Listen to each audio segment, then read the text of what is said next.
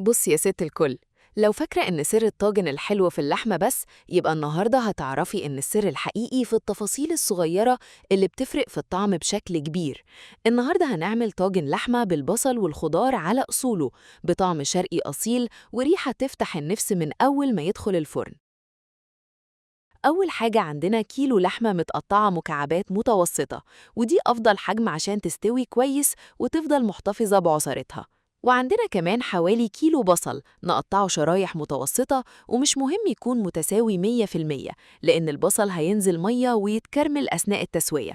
بعد كده نقطع حوالي 5 حبات فلفل أخضر قطع متوسطة، وممكن تستبدليه بفلفل ألوان لو حابة طعمه وشكل أغنى. الفلفل بيدي نكهة مميزة للطاجن، بيوازن دسامة اللحمة والبصل. ونقطع 3 حبات طماطم مكعبات صغيرة.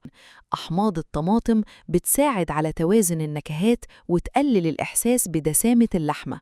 أثناء الطهي بتدوب وتمتزج مع البصل والتوابل، فتكون صوص غني ومركز.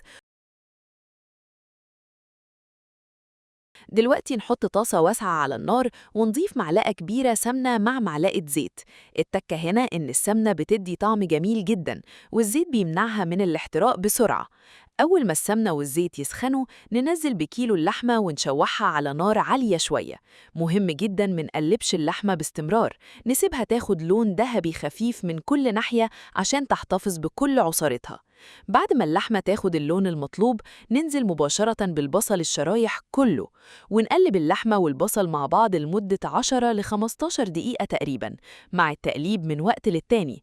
السر في المرحلة دي إننا ندي فرصة للبصل يتكرمل بهدوء ويطلع حلاوته الطبيعية اللي هتدي الطاجن طعم رائع من غير أي إضافات. لما نلاقي البصل بدأ ياخد لون ذهبي خفيف، نضيف 2 معلقة صغيرة ملح أو حسب الرغبة،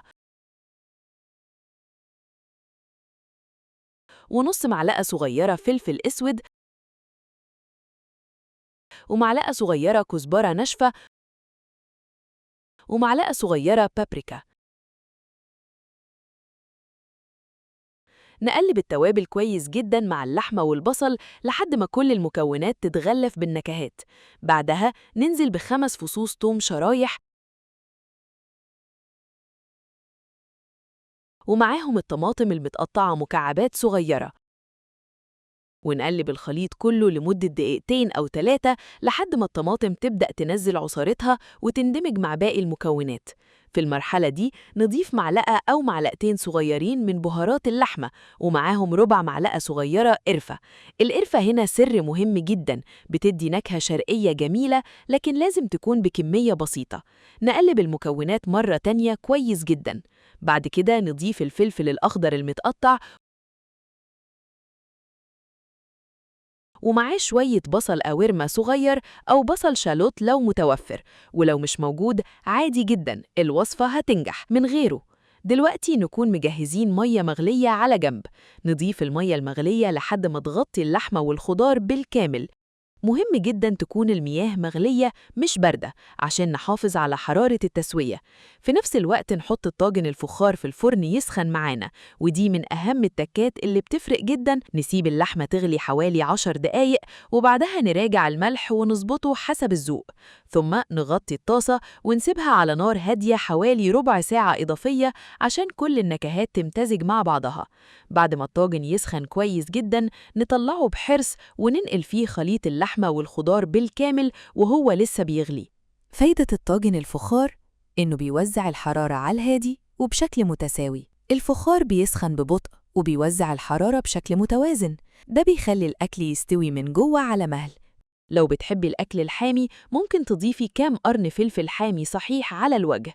بعد كده نغطي سطح الطاجن بورقة زبدة وفوقها ورقة فويل بإحكام. التكة دي بتحافظ على البخار جوه الطاجن وبتخلي اللحمة تستوي في عصارتها.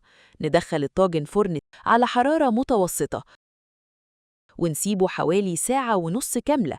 خلال الوقت ده اللحمة هتبقى طرية جدا، والبصل هيدوب في الصوص، والخضار هيمتص كل النكهات الرائعة. بعد ساعة ونص نخرج الطاجن من الفرن ونسيبه يرتاح 5 دقايق قبل التقديم. هتلاقوا ريحة تجنن، وصوص غني ومركز، ولحمة دايبة من جمالها. يتقدم مع العيش البلدي أو الرز الأبيض، وفي الحالتين الطعم لا يقاوم. لو عجبتكم الوصفة ما تنسوش تعملوا لايك للفيديو وتشتركوا في القناة وتفعلوا الجرس عشان يوصل لكم كل جديد. وكان معاكم تيسير أبو دهب، أشوفكم في وصفة جديدة وبالهنا والشفا.